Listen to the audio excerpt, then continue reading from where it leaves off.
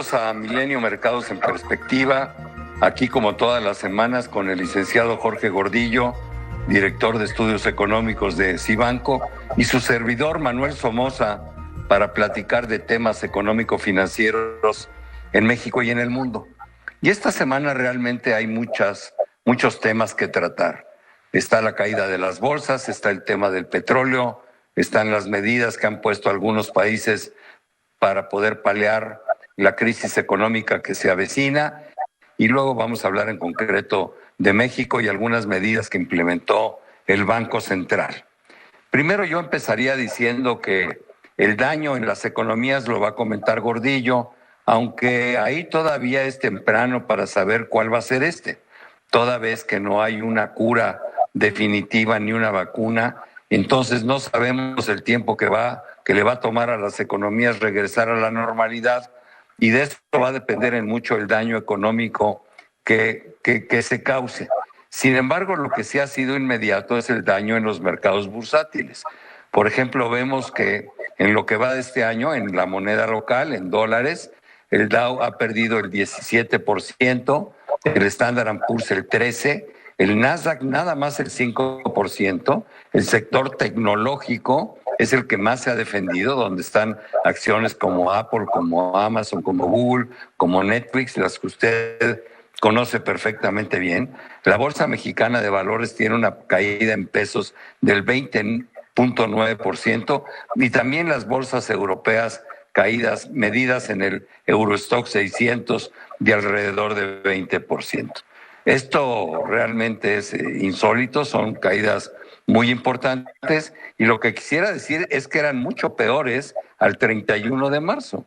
Afortunadamente hubo un rebote generalizado a partir de los paquetes económicos que pusieron sobre todo los países de las economías avanzadas, y esto dio sustento para que las bolsas rebotaran, porque las pérdidas eran mucho mayores que las que acabo de describir. Yo creo que lo peor ya lo vimos, yo creo que no vamos a regresar a esos números de fines de marzo, pero aunque creo que la recuperación está por venir, esta va a ser lenta, esta va a ser despacito, los mercados van a seguir con volatilidad importante, y entonces como inversionistas simplemente sean pacientes, sean prudentes y tengan cuidado. Yo creo que hay muchas oportunidades, pero hay que ir con pies de plomo. El petróleo nos sorprendió esta semana con números negativos, es decir, cuando veíamos cuál era el precio del petróleo nos salía un número negativo, como que la gente tenía que pagar para recibir el petróleo. Y esto nos lo va a explicar Jorge Gordillo. Yo lo único que quiero decir a los inversionistas es que la inversión en petróleo es muy complicada, es para profesionales, no se pueden comprar barriles de petróleo en el spot. La única manera es comprar futuros que tienen vencimientos en mayo, en junio, en julio. Por supuesto, los que se asemejan más al precio del spot son los de los meses en los que uno está viviendo. Si uno quisiera comprar un futuro al mes de diciembre, bueno, pues no lo iba a comprar al precio de hoy, lo iba a comprar más un premio enorme. Entonces, estos mercados están hechos para los productores, para que se puedan cubrir, para que puedan balancear su producción con sus ingresos. No son mercados para individuos como usted o como yo. Realmente tenga cuidado, no se vaya a meter en las patas de los caballos. Muchos clientes míos me han dicho, ¿por qué no vamos a invertir en petróleo? Afortunadamente me han hecho caso, no han invertido, y si lo hubieran hecho, al día de hoy traerían pérdidas verdaderamente importantes. Hay cosas que se parecen, como a invertir en el petróleo, invertir en las grandes petroleras como Chevron, como British Petroleum, etcétera. Sin embargo, bueno, pues también tienen un componente especulativo enorme. Pero Jorge, ¿por qué no nos explicas qué es lo que pasó esta semana con el petróleo? Sí, Manuel, bueno, ¿qué tal? Buenas, saludos al auditorio. Sí, efectivamente vivimos algo histórico, ¿no? Nunca habíamos vivido esto que sucedió. Y como dices, en Estados Unidos el West Texas Intermediate se maneja con futuros. Y el contrato siguiente, que era para tener los físicos de mayo, se vencía justo esta semana. y muchos financieros que normalmente cuando se vencía el contrato se van y cambian por contratos de junio para seguir invirtiendo. A la hora que quisieron cambiarlo, no había la demanda, no hay quien compre petróleo para mayo. Están saturadas los almacenes. Claramente es un reflejo de que la economía le va a costar mucho trabajo reabrir en mayo. Eso es lo que ve el mercado. No hay demanda de petróleo, no hay demanda de gasolina, y esto pues provocó que el inversionista no pudiera deshacerse de esos contratos y bueno, viera por momentos precios negativos. Significa que tuvo que pagar para deshacerse de esos contratos inmediatos. Que muchos claro, de ellos, lo que dices es claro, además no hay capacidad de almacenamiento, ¿no? Entonces esto es un segundo problema. Hay demasiado petróleo y no hay dónde ponerlo. Así es. Y esta situación no va a terminar pronto. La demanda no se va a reactivar de un día para otro. La producción no se puede cerrar de manera inmediata. Los expertos lo han dicho. Cerrar un pozo petrolero significa unas pérdidas enormes, sobre todo si es muy profundo el petróleo, porque pierde presión y demás. Entonces, la producción sigue, la demanda está parada, los almacenamientos se están saturando y esto está provocando pues que el precio del petróleo difícilmente vaya a tomar un nivel como el que quisiéramos o quisiera ver las empresas petroleras de arriba de $30 por barril. Yo creo que queda mucho por hacer, ¿no? Van a tener que venir nuevos recortes, se van a tener que llegar a arreglos adicionales entre la OPEP y la OPEP Plus, porque la demanda cayó 27%, eso quiere decir 27 millones de barriles, ¿no? Si la producción mundial es de 100, pues 27% es eso. Y nada más se recortó 9.7, bueno, pues le quedamos a deber, ¿no? Sí, y bueno, aunque se haya estabilizado al final de la semana alrededor de los $17 por barril, este precio es demasiado bajo. Para muchas empresas simplemente no da ni siquiera el costo. Para el fracking, por ejemplo, es un desastre, ¿no? Muchas empresas van a quebrar a este nivel y ya dijo Trump que los va a rescatar esperando otra oportunidad. Se tiene que mejorar la tecnología para bajar esos costos. Seguramente este problema vamos a verlo el 19 de mayo, que vencen los contratos para junio. Quizá volvemos a ver precios negativos. Yo creo que no, esto no ha parado. De acuerdo, Jorge. Estoy de acuerdo contigo. ¿Por qué no pasamos a ver cuáles son los datos económicos que hemos recibido hasta ahora? Sí, en la semana se dieron a conocer datos económicos en Europa muy malos.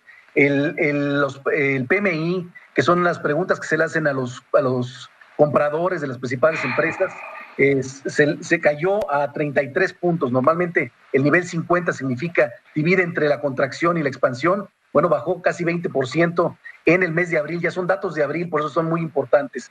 Pero en el sector servicios bajó a 11, un nivel histórico, nunca se había visto. Claro, todo está cerrado en abril y ese es el dato más malo que vamos a ver, pero empieza a dimensionar cómo de aquí a dónde podemos esperar datos para lo que resta del año. Y en Estados Unidos, las solicitudes iniciales de desempleo, que ya acumulan 5 semanas de caídas, ya han 26 millones de desempleados, o por lo menos ya pidiendo subsidios por desempleo. Yo no sé si coincidas conmigo, las predicciones económicas de decrecimiento de las economías, pues es muy difícil hacerlas toda vez que no sabemos cuánto tiempo le va a tomar a las economías normalizarse. El único dato duro que sí ya tenemos es que China bajó su actividad económica en 6.8%, pero en China sí, realmente todo el trimestre estuvo impactado por el coronavirus. Sin embargo, en las demás, pues el tema más importante empezó a mediados de marzo, ¿no? Entonces, pues yo creo que lo peor lo vamos a ver cuando veamos el segundo trimestre, el que va de abril a junio, ¿no? El segundo trimestre va a ser simplemente histórico, escandaloso. Vamos a ver caídas arriba del 10% en el mundo. Posiblemente en México veamos caídas cercanas al 15% en el PIB en el trimestre en términos anuales. ¿Por qué no platicas, porque se nos va el tiempo volando, de lo que hizo Banco de México tanto en la parte de tasas de interés como en política monetaria, que yo creo que es muy interesante para la audiencia? Bueno, con la intención de paliar un poco esta situación de preocupación, el Banco de México bajó su tasa de interés en 50 puntos base, ya está en 6%, y tiene una reunión el 14 de mayo Normalmente cuando se adelantan, cancelan esa reunión, no la han cancelado porque el mercado en general está presionando por otra baja de 100 puntos base, lo quieren 5%, pero bueno, también tenemos que tomar en cuenta que el riesgo es otro. Las calificadoras bajaron calificación, todas las 3 calificadoras a México y a Pemex, y le va a costar trabajo a Banxico tomar una decisión de baja tan rápido. Y el tipo de cambio está en los 24 altos, ¿no? El tipo de cambio superó los 24 por esta preocupación del bajo precio del petróleo, es que definitivamente le va a pagar en las finanzas de la petrolera y por supuesto va a tener un impacto en las finanzas públicas del país. Entonces va a ser muy interesante lo que haga Banxico en cuestión de tasas. Pero también anunció otro tipo de medidas para ayudar a la banca sobre todo. Quiere incentivar un poco el crédito y no quitarle la preocupación del banco en cuestión de liquidez. Entonces anunció medidas fuertes para darle liquidez a la banca comercial, ayudarle en sus reportos y darle un poco de incentivo para generar nuevos créditos o incentivar nuevos créditos con tasas blandas, con tasas favorables. Fíjate que lo que hizo Banxico a mí me encanta, que haya puesto liquidez, ya haya puesto un montón de dinero en el mercado, 750,000 millones de pesos, el 3.3% del PIB, pero para que esto jale de veras, debería de venir complementado con un programa de garantías de la banca de desarrollo para facilitarle a la banca comercial el que puedan prestar. Los bancos tienen que ser responsables, no pueden dar el dinero nada más así como así, no pueden incurrir en cartera vencida y en pérdidas, y esto, bueno, pues sería una ayuda enorme del gobierno que la banca de desarrollo lanzara un programa de garantías complementario a lo que está haciendo el Banco Central. ¿Cómo la ves, Jorge? Tal cual, eso es la parte que falta, porque el banco ahorita está preocupado por su cartera, porque le paguen en lo que tiene. Vienen momentos complicados. A lo mejor todos estamos esperanzados porque reabramos pronto, reabramos en los próximos meses, pero vamos a ver qué sucede. O sea, cuando salgamos a la calle, cuántas empresas cerraron, cuántas empresas quebraron, y entonces por eso los bancos están muy preocupados por su cartera. Entonces necesitas un incentivo adicional para poder procurar que la banca siga prestando más dinero, ¿no? Mi querido Jorge, se nos acabó el tiempo. Muchísimas gracias por tus comentarios, pero sobre todo gracias a toda la audiencia que nos ve semana a semana aquí en Milenio Mercados en Perspectiva. Muchísimas gracias. Gracias.